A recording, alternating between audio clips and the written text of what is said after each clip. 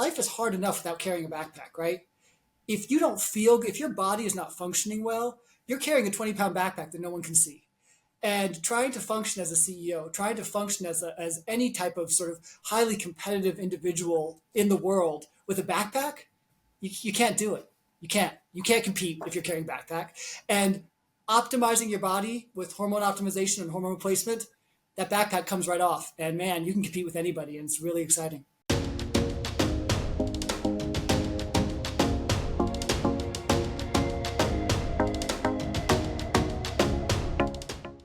Welcome to the Leader's Mindset, where we bring you conversations with leaders who are making an impact in business and our communities. Today, we're here with Dr. Flora Waples and her sister Dominique. They are the founders of RESTOR Medical Spa and pioneers in the space in Denver. They're improving the quality of all our lives, not just today, but well into the future. Thanks for being here today. Thank you for having us. Thanks for having us, Jason. Yeah. So, I live in Las Vegas, so I know what a med spa is and what a med spa does. Tell us what kinds of treatment you do at RESTOR.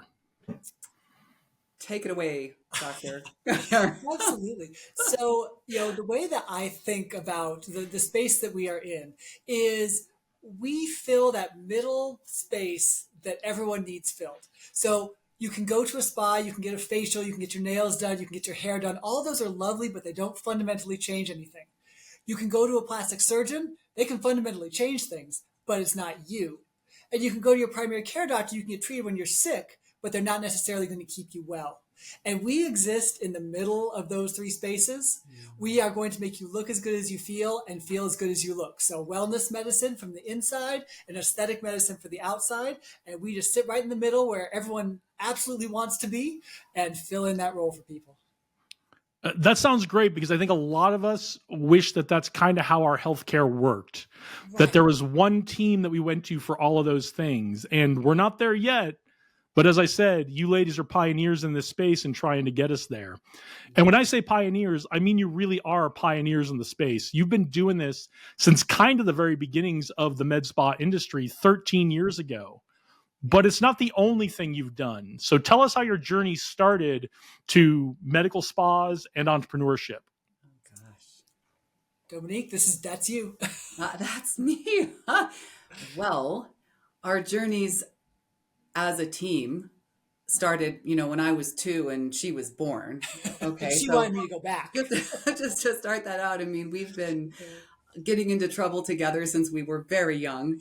Our first business endeavors started when we were in college, and we got the ridiculous, crazy, and I do mean ridiculous and crazy ideas that we were going to start an import-export business and then start renovating just beat up, trashed houses. Like meth houses. Yeah, they were trash. Yeah, it was pretty bad. And so we, when we were in college, we started working together doing those things.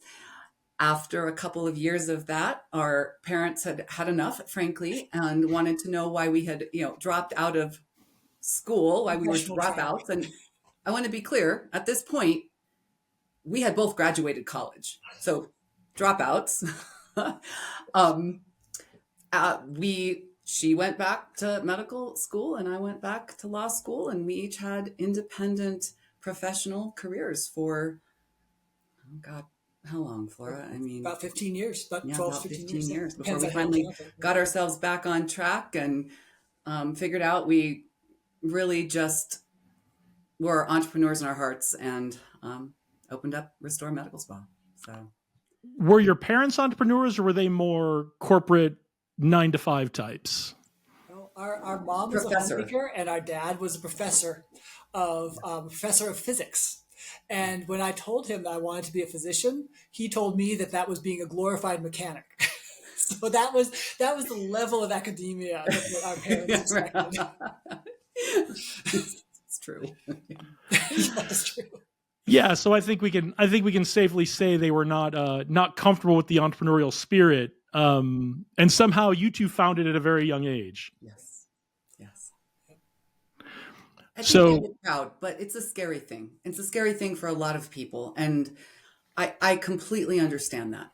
Yeah, And watching your kids just launch, off the yeah, cliff is, I mean, as a parent now, like with young children of my own, I'd be like, are you really sure at 19 that you want to just go open a business with your sibling? Okay. Okay. It'd be scary. Yeah, and not everyone's cut out for it. And I've learned that in our startup community here is, a lot of people think it's going to be easy and you're going to have a lot of freedom, and it's kind of the opposite. right, Yeah, we used to right. have It is. we had a plaque that we hung on the wall. Our first office, by the way, was a garage that was attached to a rental house that we had bought, and we cut a hole in where the garage door was, and that was and we had like a space heater and no plumbing, and that was our office, and we had a plaque that hung up above our one computer that we shared because we were broke, and it said, Yes. "There's nothing more overrated than natural childbirth and owning your own business." That was Yeah. that was our plaque. I wonder if we still have that. That's true We probably do. somewhere. I have, yeah. Well, I think that's good advice. So about 13 years ago, maybe a little longer, you both had a lightning strike moment with your experiences with treatment that started your journey into this field. Tell us about that. Well, I will tell you about mine. I was in my early 30s, and I got Botox for the first time. And if you've ever had Botox, I'll tell you how this works. You get injected, nothing happens. 7 days later, there's a magical transformation, and suddenly the lines are gone. Yeah. The cool So, medicine. yeah, approximately 7 days after I got Botox, that's it. I was like, okay, I'm leaving law. We're opening a med spa. Discovering Hey, a deep and Flora. abiding interest in aesthetics. Yeah. Like, do you want to leave your day job? Let's go. And we, next thing you knew, we bought a little business condoed space in our neighborhood. And about 10 months later, we had A baby and a an med spa. open med spa. Dominique was 7 months pregnant when we did that. I was 7 months pregnant. And for me, I had a slightly different experience just because I was working in the hospital. I was an emergency medicine physician, and I love medicine. I love the field of medicine. But when you are actually out in the world practicing medicine, kind of inside our insurance-based system, the practice of medicine and the science of medicine are totally different. The science is beautiful and you can help people and there's all these amazing things you can do. And then when you're actually working the job, you are constantly being blocked from doing what you want to do for the patient by the system that it is sort of envelops medicine in this country, for better or for worse. And I found that on a regular basis, multiple times a day, I'd walk into a room, I'd know what was wrong with the patient, what they needed me to do. It was within my power to do, and I couldn't do it because just the way the system is set up, for whatever reason, I couldn't do it. And I found that to be very, very, very frustrating. And I really wanted to be able to practice medicine the way I wanted to be able to practice it. And in order to do that, you have to leave. You have to leave the healthcare system in order to do that. That's a sad thing, but it's true. And so when Dominique was like, "We should open a med spa," I'm like, "Yeah, let's do it." And so here we are. Yeah. Sold. So, And now you get to practice medicine and do the best thing for your patients because you're not bound by insurance and there are regulations, but you aren't bound by the bureaucracy of a hospital and insurance systems, right? Exactly. I'm bound by medical ethics and the code to do the best thing for the patient. But yeah, there's no one that tells me I can't do that because the administrator won't allow it. So that's just fine. I think I prefer the medical ethics to the administrator's rules. So You should not get me started. well, we do have a lot to talk about, so I won't. As I said, you ladies are pioneers in the industry. You were at the very forefront of this, especially in Colorado when you started. What's changed in the industry since you started, and how have you adapted the business to it? You go first. okay. I mean, gosh, so much has changed. Now you're going to get me started. I mean, when we started, many people had never heard of Botox, even women, even our target client. And so the challenge was this, we just have to tell people that this incredible, field exists. And over time, I'm sure, especially being in Vegas, you would agree, Botox has become a household name. I mean, almost everyone, including most people who don't use the service, have heard of it. And as its popularity has grown, it has attracted many different types of players into the field. I think some for the good, and some maybe not for the good. The predominant business owner in medical aesthetics is still a medical professional, and thankfully, right? Like, medicine should be run by medical professionals. And most offices are Um, single providers, so it's one doc in one room. That is the majority, the vast majority, in fact, of the right, practices. and that might be there is definitely growth to be had in the industry there, but a lot more corporate interests are becoming very involved in the field, and in some ways I think they are elevating some of the pieces that sort of wrap around the medicine. My hope is that they don't destroy the heart of this, which is really helping people and doing the right thing for our patients. So yeah, it has changed dramatically, and there's so much more change to come. Yeah. And from the medical side, the thing that's been most fascinating for me is that, when this field was in its infancy, it primarily was made of interventions that we could do to the body. We can inject a filler, we can inject a toxin, we can do these different things. As over the last 15 years, the field of aesthetics and the field of sort of, let's call it regenerative and Hmm. longevity medicine, Yep. those two fields are in the process of merging. And what that means is we've gone from doing things to the body instead to doing procedures or doing therapies that induce the body to regenerate on its own. Hmm. And what's really cool about that is when you can get the body to rebuild itself, when you can get the body to regenerate, the results are natural. They look completely natural because they are completely natural. They belong to the body. They are native to the body. And so we've been able, 15 years ago, when people had work done, you knew. You could look at them and you're like, something is just not, it's not quite right. Nowadays, you just look gracefully ageless. And you can do that for kind of as long as you want. And that's because of this regenerative sort of shift that's happening in the field. So it's been really, really exciting. It's been really fun. And I can't wait to see where that goes. Yeah, again, being in Vegas, we're kind of at the center of this, except for maybe Los Angeles and Miami, and it's definitely different as an outside observer than it was 20 years ago when I lived here the Totally. first time. Is this a space where venture capital groups are buying up practices and consolidating them like in the rest of the medical field? And we get, Yes. we get called or emailed weekly. I mean, on a weekly basis, if not a daily Yeah. basis. Yeah. Mhm. The consolidation started during COVID, or a little bit before. Mm. It is taking the industry by storm, so to speak. And when I say there are a lot of corporate interests in the industry, it's driven primarily by private equity at this point. Yeah, I mean that's what I would expect, and that's what we're seeing the same thing across the board in healthcare. And I'm wondering what your thoughts on it are. Is it better for the patients? Is it getting more like the hospitals have been in the past? What's your take? I, Dominique, you go. You probably well, know. Yeah. like everything, there's good and bad. I think that private equity is challenging us to be better as an independent multi-location practice.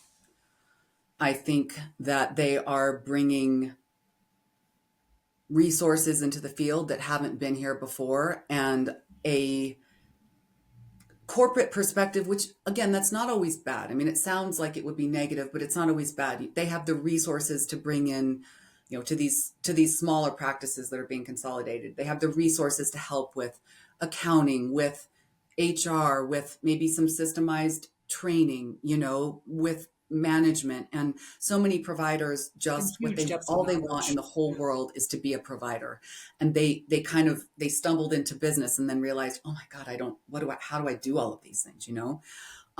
So private equity is definitely providing resources for those practices, and also for physicians that are, and nurses who are they're ready to exit. I mean, they really are they're tired, and that's okay. This is hard. Um, on the other side, it I worry we started this conversation by talking about ethics and talking about patients. And I just really hope that the corporate side and the money involved and the money that's being injected doesn't change that. That's what keeps me up at night. I'll be honest. That keeps me up at night. Yeah. And I would say, my impression, I agree with Dominique. Like private equity is, it's either good or bad depending on how it's deployed, right? It's a tool like any other tool. It can be used well or it can be used not well. But I do think that most of the private equity companies are missing the boat a little bit on the regenerative aspect of the things that we're capable of now. I think that most of the people who are advising them are really about 5 years behind. They're Botox, filler, plastic surgery, lasers. That's what they're thinking, and they have not yet realized that all of those things are going to be in the trash heap of history in 10 years. And we will have totally new therapies, and they haven't yet adjusted for that. So I would say, are they changing the space? Absolutely. I think that they are. I don't necessarily think that it'll be bad for patients, but I think that may slow down the transition into regenerative medicine because I think they're just not looking for it as much. Well, it sounds like you're going to have a competitive advantage over all of them for a little while then. I think we might. So what were some of the unanticipated challenges you found in the early days of getting the business going, and how did you overcome them? Well, they were all unanticipated because we didn't know what the hell we were doing. So I can't think of one that we anticipated. That's such a good point. That's so true. Just for me, when I went into this branch of medicine, I thought that the challenge would be learning the medicine. Because there's no schools for this, there's no degrees in this. The field is too new to have any sort of established training. So you really have to, seek out individual trainings and go to conferences, and you have to be very, very self-starting in order to do the education piece of this. And I thought that would be the challenge, and that actually wasn't that hard. I mean, you have to go out and do it, but I knew how to do that. I knew how to learn. I knew how to educate myself. I'd been to med school. I knew how to do that. The thing that I was just was a complete surprise to me is none of the difficult problems that we've ever faced have had anything to do with medicine. It's always people. It's always people management, people skills, how to have difficult conversations with people. Those are the things that are hard, and they don't teach you that at all. And anywhere in our educational system do you learn how to have a really difficult conversation and come out of it with the relationship intact. It's tough. So I think that without a doubt, what was unanticipated, what I did not anticipate was just the need to really develop my people skills, not just my clinical knowledge, but my ability to talk to people. Yeah, because you have gone from the two of you to now you have a staff of 25, right? Oh, yeah. Mm-hmm. And expanding as soon as we can find the right people for the team. Yeah. Who was your first hire? What did you bring them on to do? It was another RN. That was Kim. Oh, it was Kim. Remember esthetician, yeah. Front desk. When we started, I was in the back room. I was doing injections. Dominique was at the front desk, and then we had an esthetician who did like part-time in the back and part-time at the front desk. So each of us could have a little bit of time to work on the business. And that was our first hire. Her name was Kim. She was a lovely human being. She is no longer with us, but we wish her all the best, but she was really great. Yeah. That was so, what, we see a lot of practices. My heart strings, every time I see new practices, because there are new practices popping up every single day, and it's always the same. I hear it. They're like, oh gosh, I'm about to hire somebody. I don't know. Should it be part-time? Should it be full-time? Can they maybe work the front and the back? And I'm thinking, yes and yes. Just start. Just get started. You'll figure it out. You'll never be prepared beforehand. You cannot learn to drive a car and park. You just have to put it in gear, and at some point, just take the parking brake off and go. There's no other way. Yeah. That's kind of the key to entrepreneurship is at some point you just have to do something, right? Yeah. Mm-hmm. Yeah. So how did you apply lessons from your prior careers in law and medicine as you built the business? That's a great question. Because Dominique, you were putting bad guys away. So yeah, I was putting bad guys in prison. Where then I have to take care of them afterwards. Right. First of all, I loved being a prosecutor. I was a prosecutor. And I absolutely loved it. It is the best job an attorney can have. I really believe that. I came to work with a mission every day. I cared about what I did. I cared about the victims that I was working with. And I had a team. So I had an investigator, I had a victim advocate, we had resources in the office. And so when I was a DA, I was still the primary, I was the face of the case, so to speak, right? But I still had this team. And something that I learned while I was a DA that has come to be true in business as well is that people, they were looking to me to decide how they were going to feel about things, how they were going to think about, it doesn't really, we wanted the fair result, but they wanted to know, like, how do we feel about this ruling that this judge has? How do we feel about the fact that, we just took a really hard loss on this case and we really cared and we really worked hard. And I realized that I might want to go outside and scream and cry, but it's not about me. It's about everybody who is working with me on this team to come to lead this charge, so to speak. And I remember when I was the DA, I felt I was kind of scared of that. I didn't understand it, and I didn't necessarily even feel comfortable with the fact that people were looking to me for that leadership. And I'm so glad I had those experiences, because it's probably the most important thing that I could have brought to a team. And I think about that a lot. It's like, okay, everybody's watching to see how you're going to take this. So you be there for them. And yeah, I've brought that. Oh, and then I also learned how to interview. That was the other thing I learned. That's useful. Yeah. Yeah, I'd say I'll tell you the one thing that I brought with me, and I'll warn you ahead of time. There's cursing involved, so if you want to delete it out, feel free. There's cursing involved. All the best stories involve cursing. I believe that. Yeah, if you've got kids in the car, maybe skip ahead 3 minutes. Yeah. Here she goes. When I was in my residency, I went to a truly outstanding residency program. I had incredible mentors, incredible teachers, and I had this case, and I won't go into all the details because it's very arcane medical stuff. But the upshot was that no matter what decision I made on this case, no matter what decision I made, someone was going to be pissed off. Like I was going to get in trouble no matter what happened. Okay, sometimes there's things like that. But so I took this case and I went to my sort of senior advisor, and he was working the same shift as me. It's like 2 a.m, so there's no one else you can ask, right? And I'm like, okay, I'm like, here's the situation, here's my options, here's who each of these options is going to piss off. What should I do? And he sort of looks at the chart and kind of looks at me and he goes, well, it's like, Flora, he's like, if you're fucked no matter what, get fucked doing the right thing for the patient. That's what you do. And I was like, okay, and I was like, those are words I can live my life by, right? Like if you're screwed no matter what, get screwed doing the right thing. That's never going to be the wrong advice. So that is the biggest lesson I took with me, and everything else I threw out. Well, it sounds like an important lesson. I think we had to learn that in the Air Force a couple of times as well. By the way, welcome back, kids.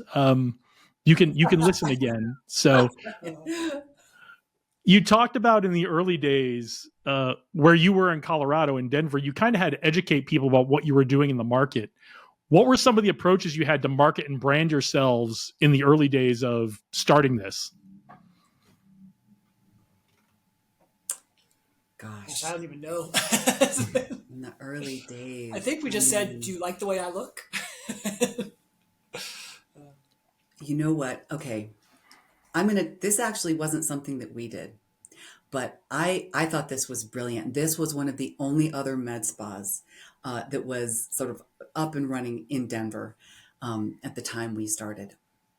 This particular med spa took out a billboard, who does that anymore, right? Like that's not even a thing. in the past, on one of the busiest streets in all of Denver. And the billboard had the name of the medical spa, and then it was like a fan of needles. Okay. syringes. And the tagline was "Pick your poison." It was Oh it was my God. gutsy, You but want no, to, people were up in arms. But people were so angry. They were so upset. Have you ever heard that Dolly Parton quote? There is no such thing as bad publicity. Have you, that whole thing, that Dolly? Yeah. I mean, it was press for days, right? People were so angry. She was reported to medical boards. It was like, well, neurotoxin is technically it's a toxin. It's a it's poison. right there in the name. And yeah, it was brilliant. But I think it just shows um, the way that people felt about all of medical aesthetics. There was a lot of shame around it. There was a lot of, sort of, I don't know, men were angry about it. Women were scared to tell their husbands about it. I mean, just this feeling that you're doing something wrong. But somehow And the I desire remember to just like having these optimize as well. conversations like, well, you dye your hair, like it's a choice. Do this for, you're doing it for you. Who cares what anybody else thinks? And so I think the mindset shift of like, this is, who is going to be angry? Who's going to be upset? To know this is for me. That was ultimately where we landed on marketing. Yeah. And yeah, that's about it. Yeah, we had some swings and misses too. Our original logo was going to be this like green leaf because we're like, oh, green, it's restore, Natural. it's rebuilding, rejuvenating, it's life. And that was right when pot became legal in Colorado, and so everyone thought we were a pot shop. And so we definitely went through some different iterations. But yeah, I think that nowadays, and I feel so old even saying that sentence, but I think that nowadays the idea that optimizing yourself is not something to be ashamed of. It's not something to be embarrassed about, the desire to want more from your life or more from your body. Like, I think that our society, especially as regenerative medicine has gotten better and better, and people see that no, it's not weird looking, it's not strange, it's you, only you as good as you possibly could be, and who doesn't want that? So I think it's become much easier for us to market as time goes on, because it's gone from being like, you're going to look like a weird cat lady, to, yeah, you're going to look amazing and you're going to feel amazing and everyone around you knows it. Easier sell. Yeah, I understand that. As much as it's prevalent here in Las Vegas, the med spas and that kind of treatment, we're still kind of turning the corner on that. There's still a little bit of you're kind of cheating attitude if you do that, and it's we're still turning the corner here, even at the forefront of it. Yeah.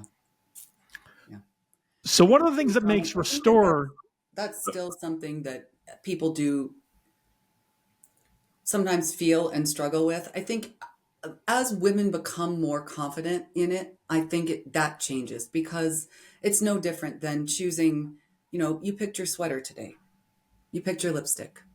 Like, you also get to choose what you do with your body and your face.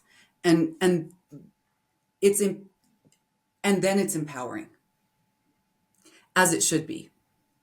When it's for other people, then it's humiliating. When it's for yourself, it's empowering. Yeah. I think there's a wonderful, wonderful clip of Cher being interviewed, and this was probably 10 or 15 years ago. And the interviewer says, so it's no secret you've had some work done. Tell us about that. And Cher just looks her right in the eye and she says, well, if I decide I want to remove my tits and put them on my back, I don't see how that's anyone's business but mine. End of question. Now we're I love that. I was just, like she said it best. If you want to do it and it's your body and you enjoy it and it feels good to you, yeah, it's no one's business. yeah, she definitely knows. She's got a real skill at interviews. She does that kind of frequently with folks who are trying to get her in a gotcha question. Yeah, she's been in the industry for a few years. Like, I feel like she knows stuff. She knows what she's doing. Yeah. One of the things that makes you unique in your industry is you have a training program for all of your employees. Tell us why you created that, and how does it provide value to your business, even though it's not required by your industry? Yeah, absolutely. One of the biggest challenges in this industry, across every business in this industry, is kind of what I mentioned before. There is no established training program. There's no place where a person can go and get a degree and then come to you and say, look, I've got this degree, I'm qualified to practice. That doesn't exist. Everybody wants into this industry. When I put out a job posting on Indeed or whatever, ZipRecruiter, I get hundreds of applicants. For every one spot, I interview about 100 people. And those are the people that I'm willing to interview. That's not even all the applicants, because everybody wants out of established medicine. Everybody wants into this type of medicine. And every business in this medicine wants to hire qualified people. But there's this bottleneck in the middle, which is that no one can get training. Most of the businesses can't afford to train their own people. It takes a year and $50,000 to make a good aesthetic nurse. So most businesses can't afford it. The ones that can't afford it, let's be totally honest, you're putting this investment into a person who can then just like walk out the door with your investment the second it's done, right? So getting training has always been the choke point. So once we realized that we were practicing medicine on a level that was high enough that training from us was something that was very sought after, people would pay a lot of money to get it.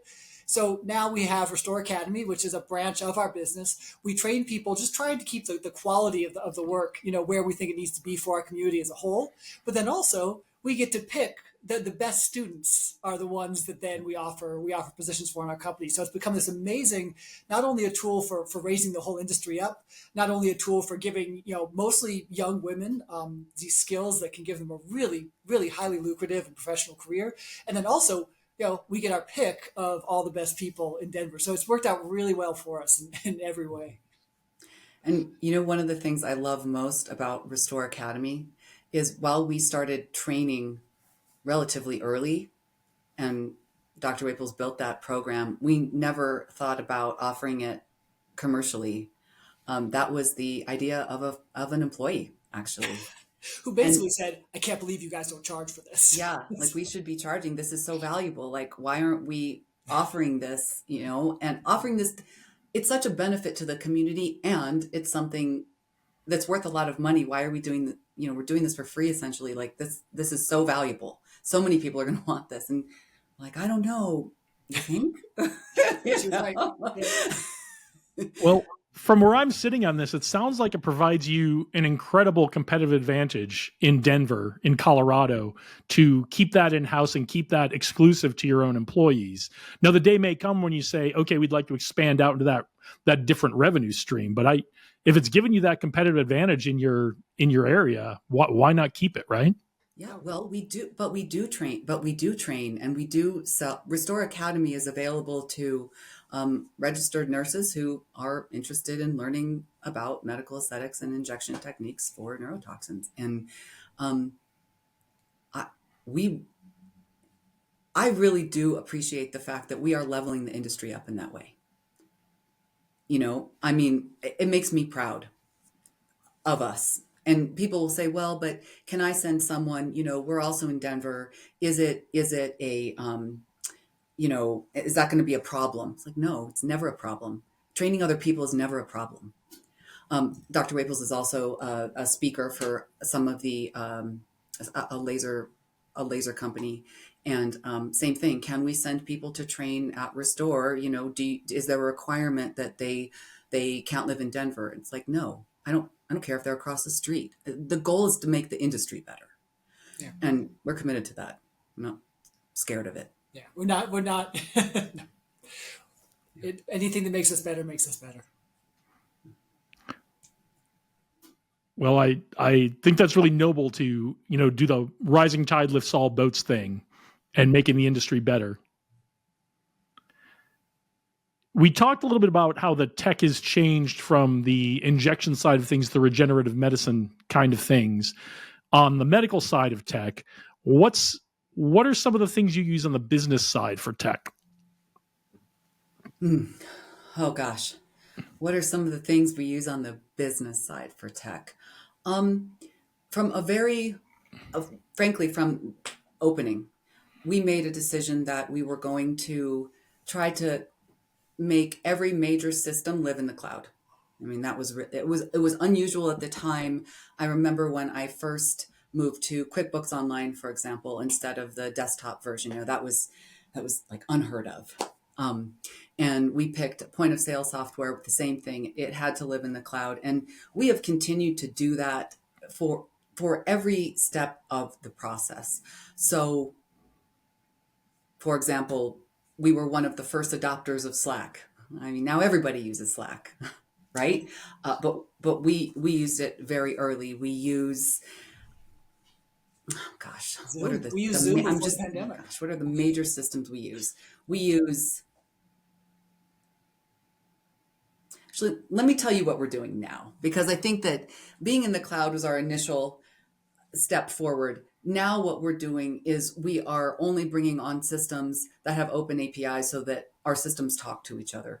Because fundamentally, one of the biggest challenges, not just in our industry, but in many industries, is that you have all these separate silos of data and no ability to get reporting on the things that are happening between the two systems. So for example, we have our point of sale system and all of our, our client data and all of the information about client purchases in one system. And then we have a completely separate email marketing system that is much, much better than the teensy little piece of marketing that's attached to our point of sale system, but the two don't talk. So what do? Well, what you do is you integrate them through an API.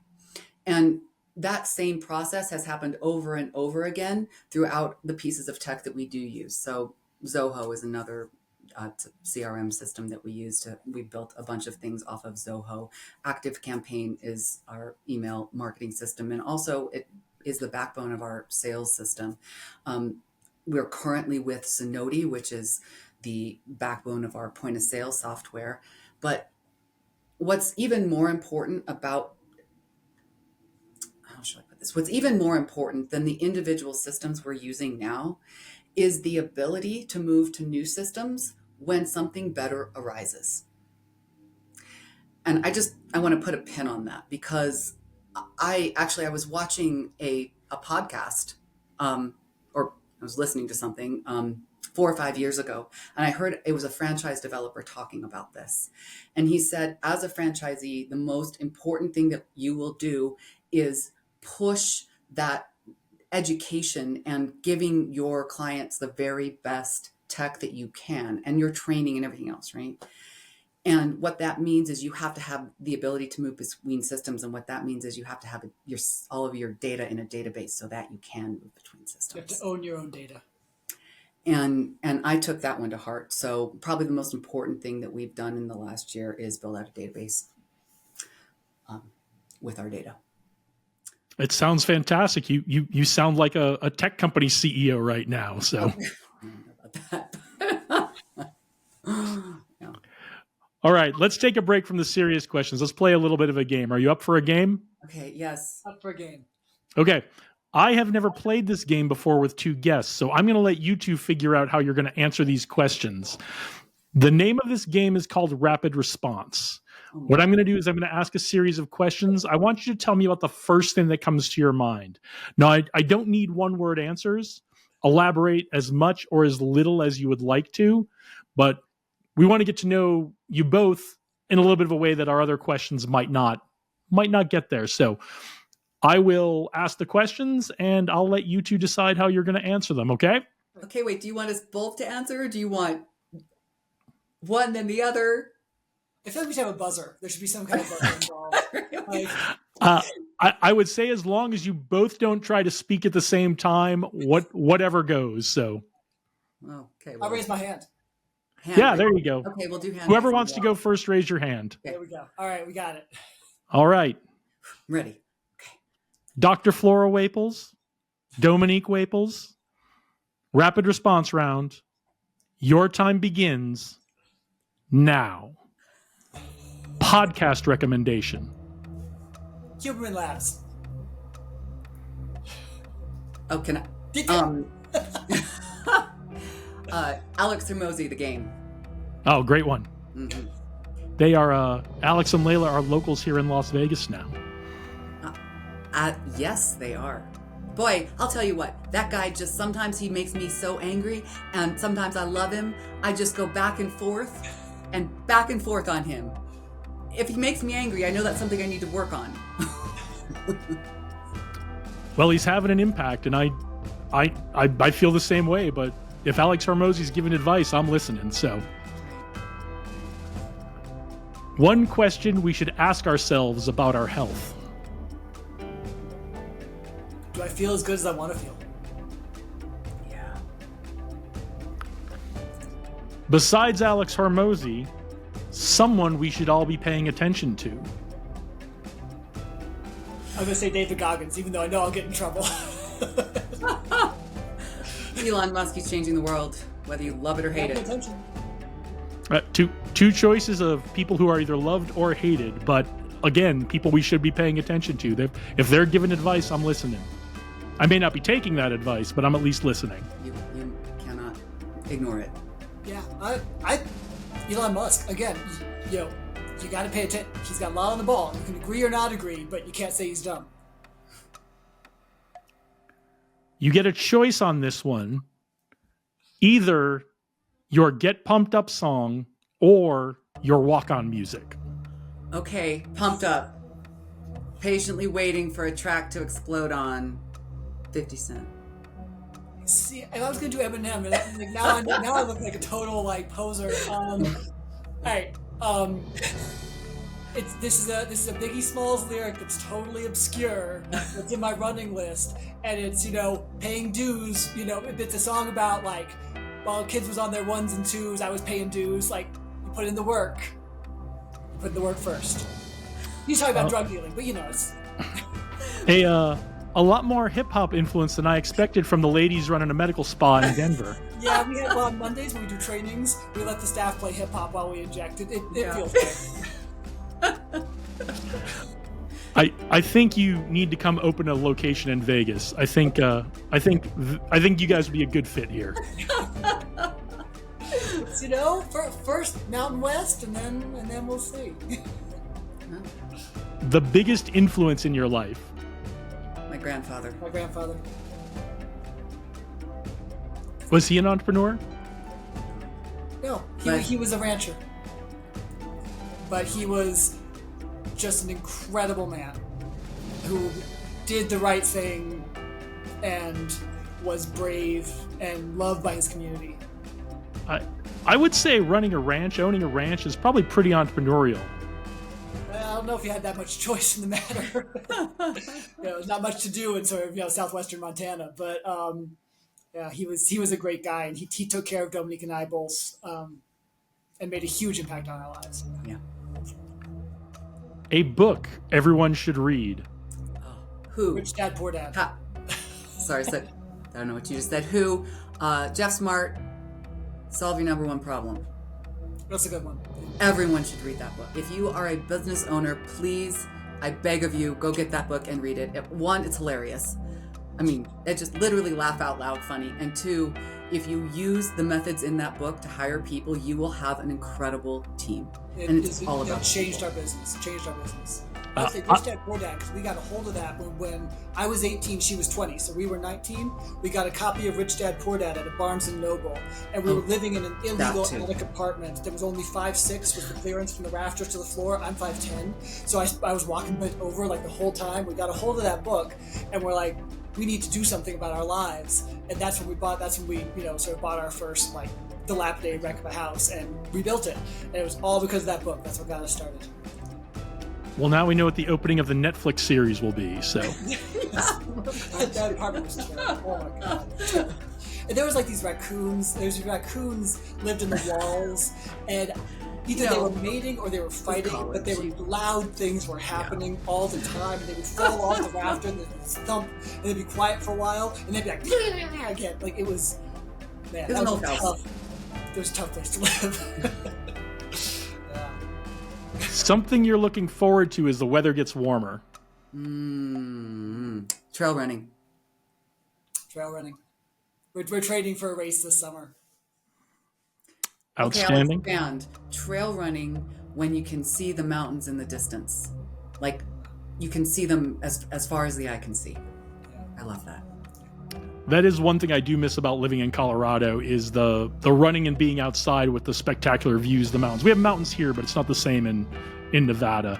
And we used to do this thing called the Incline in Colorado Springs. It used to be the old cog railway that went up to the top of Pikes, or part of the way up Pikes Peak, which was illegal at the time we were doing. I think they've since made it available and legal now. It's available. People do timed runs on it and stuff. It's become quite a thing now. The Incline. It's good to hear. It's great. It's a great trail. Your dream vacation spot.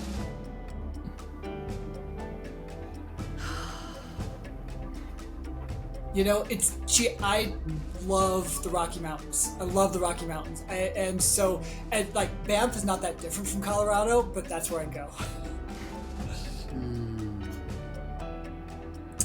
My dream vacation spot. You know what? Gosh, that's hard. Why is that hard? Right? There's so many places I'd like to go. There's so many. And they're all so different. But where did we go? We went to the islands off the coast of, where were we? San Juan's. The San Juan. I love the San Juans. The San Juan Islands are just beautiful. And partially it's, you still feel you are in the mountains, and it's the ocean, but it's not a crowded beach in Cabo or something, I really, that combination is special. I love it out there. That was a good trip. That is a good choice. A future business trend you're excited about? The Augmented Olympics. The what? The Augmented Olympics. Have you heard of this? Future. Wait. What was the question? I missed the question again. The Augmented Olympics. No, but the question. Oh, the question is, what's a future business trend or any trend you're excited about?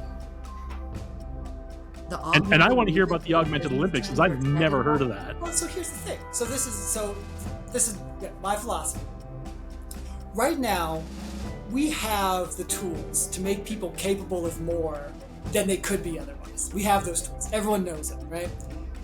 Everybody who's in the top tier athletics uses those tools, but they have to pretend they're not, right? The Augmented Olympics, the idea is you have regular Olympics, the unaugmented body, what's the maximum that the unaugmented body can do? And then you have the Augmented Olympics, and what's the maximum that the augmented body can do? And just let it run. And I think that humans are capable of things we can't even imagine. And I think it's so exciting. I do. It's an extreme position. I'm willing to bet there are organizations in Las Vegas who'd be willing to host that at our facilities right now. There actually is a thing. People are there are people who are in the process of organizing this. It's actually a thing, and they're looking for docs, to be on the board and stuff. And I may apply. I can't compete anymore, but I can maybe apply. I think we're going to hold you to that. Yeah. All right, last one. Favorite sports team or player? Favorite sports team or player? Oh, gosh.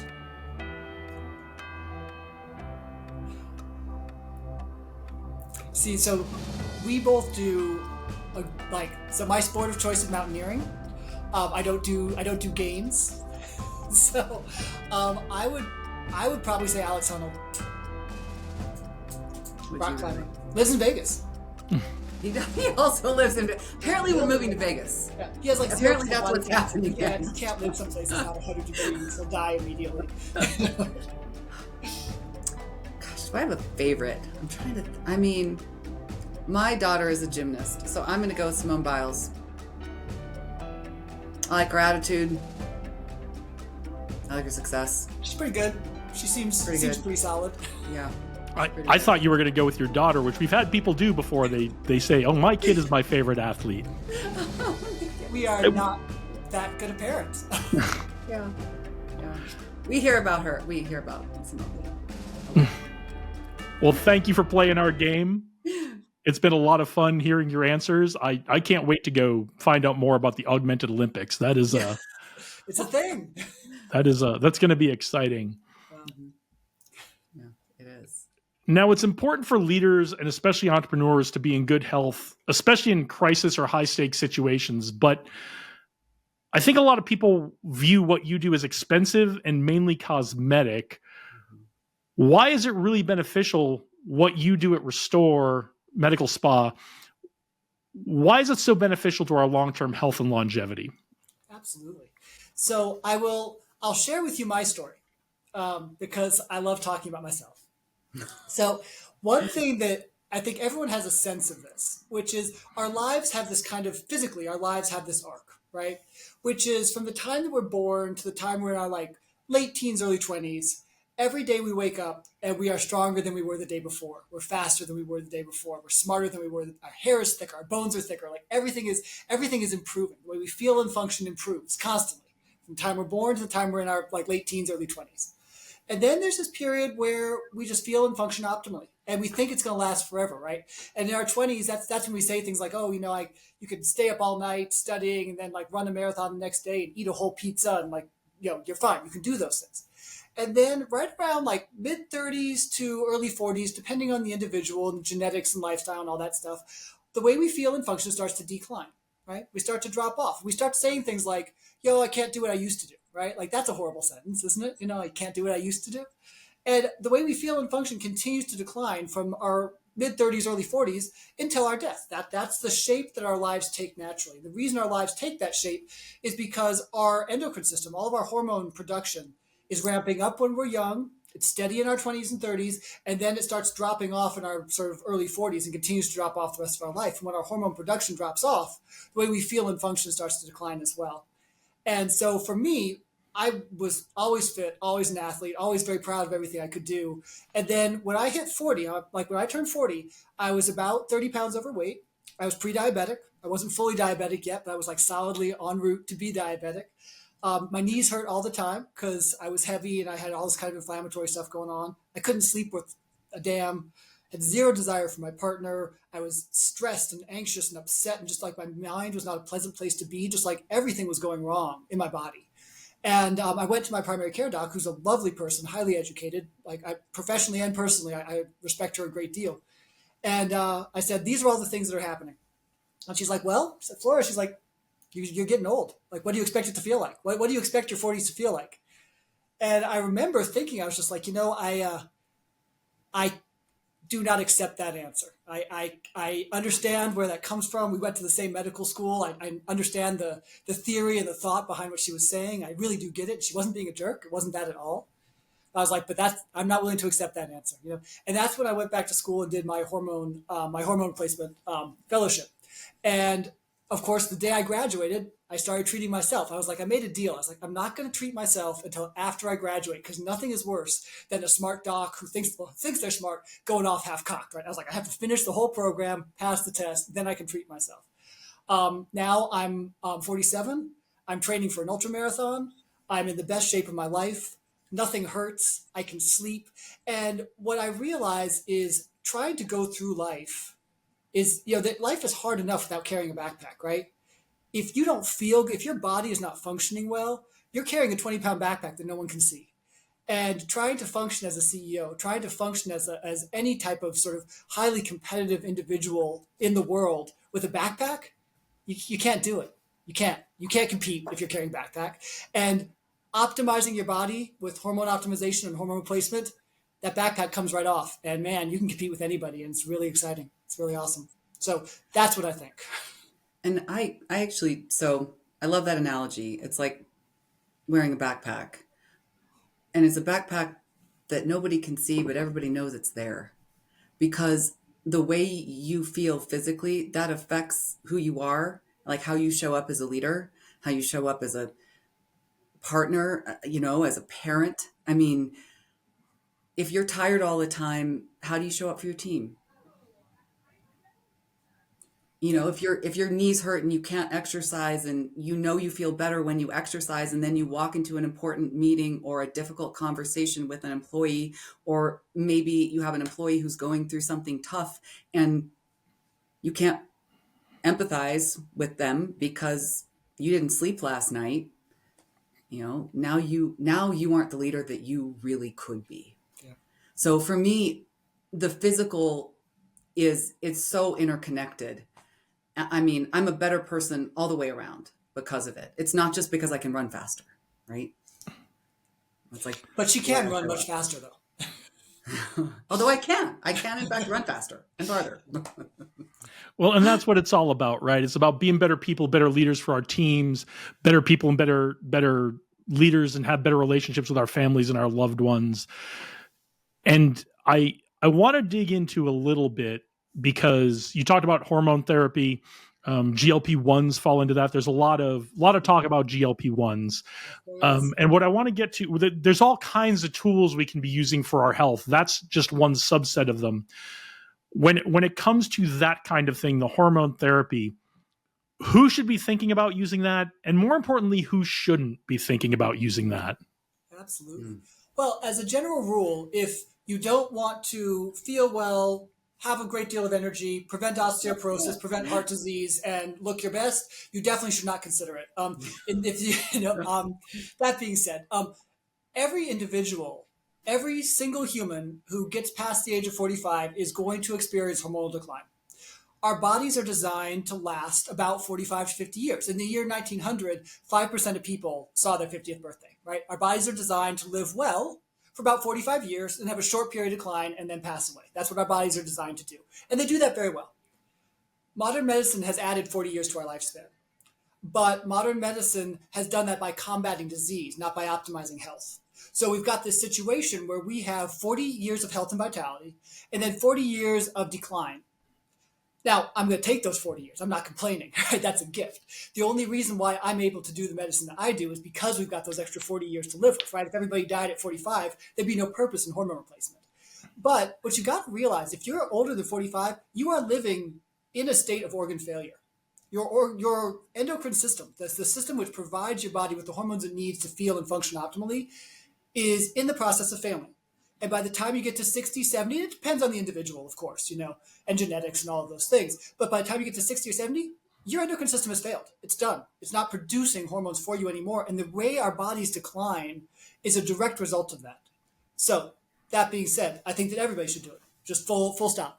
Are there some medical reasons why we would need to pause the therapy or think? Yes, absolutely. People with active breast or prostate cancer, people who are within 6 months of a heart attack, stroke, blood clot. There's some very specific reasons why we would not go forward with that treatment. But those are individual recommendations. As on a population basis, everybody who has lost this system is going to feel that loss. And if you want to change that, you should consider it.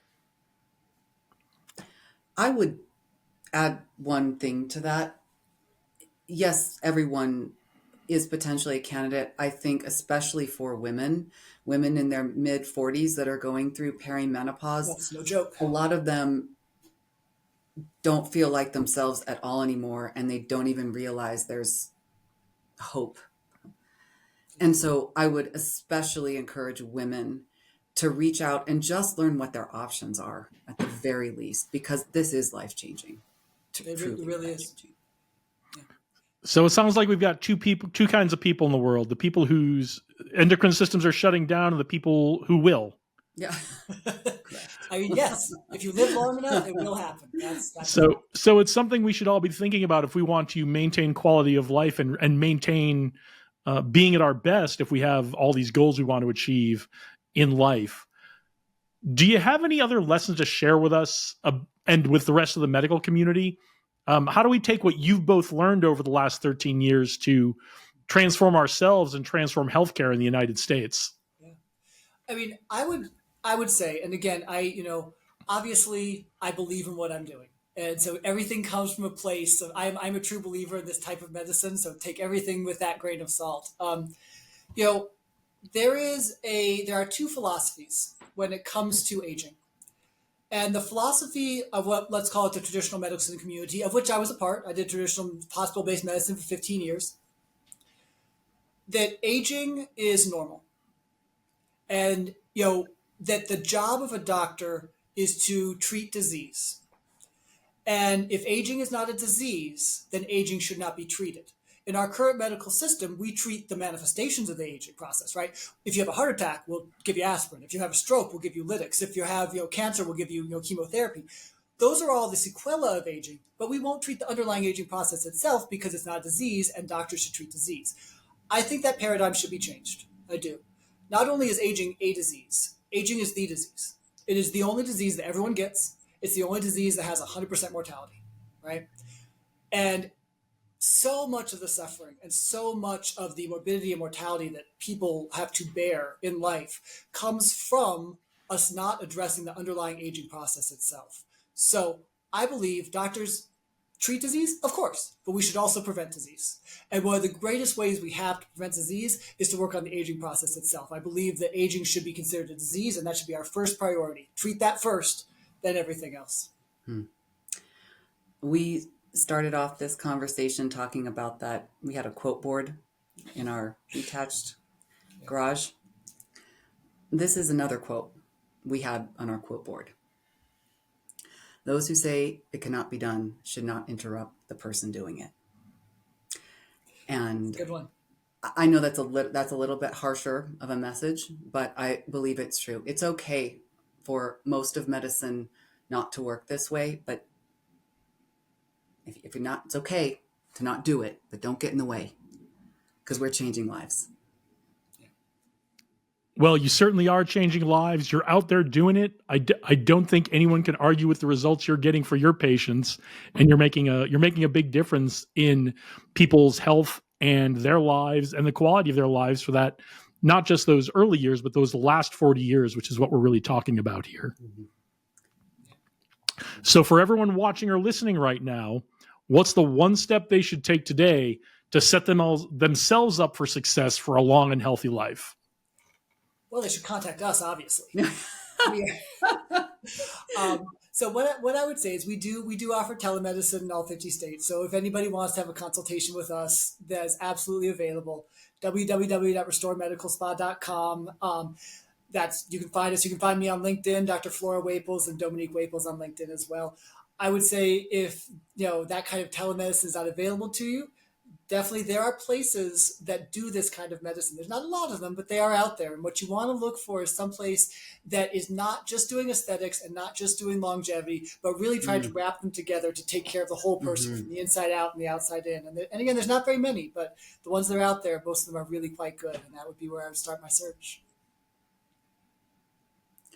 I would, this isn't just for people who are in their late 40s or I would just,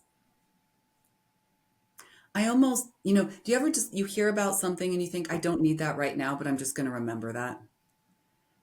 I think that is the biggest piece, is just stay open to the possibility that this might be something, when we're young, we think we're going to live forever. Everything's going to be great, but just tuck it in the back of your mind somewhere. And when you start to feel like maybe you're not yourself anymore, just come back to it. And honestly, I think that's the biggest step. It's not something everybody has to do right now, but just keep it in mind. And if you are watching here's something else. I just encourage those who are out there to think about, if you see somebody else struggling with it, just bring it up. It may be a mother, maybe somebody older in your life who hasn't heard about it yet, but is in that period of decline. Like just encourage them to look into it, because the world really is changing. And what was available, so behind me, I have that Betty Crocker cookbook up there on the bookshelf. That was my grandmother's. And I keep that cookbook up there to remind me that was her life manual. That was her option. Okay. That is not my option. And the options for our children are going to be different than that. So just keep it open as an option. The world is changing. That's a great thing. All right. Well, you heard it here. You know how to reach them if you have questions, if you're considering it. If you're not sure, reach out to these ladies. They can do it via telemedicine. So there is no reason to not ask the questions you have. There's no reason to assume things are a certain way. So it's been amazing to talk with both of you. Thank you for joining me today. This has been educational and enlightening and exciting. I can't wait for the Augmented Olympics. I'm there, man.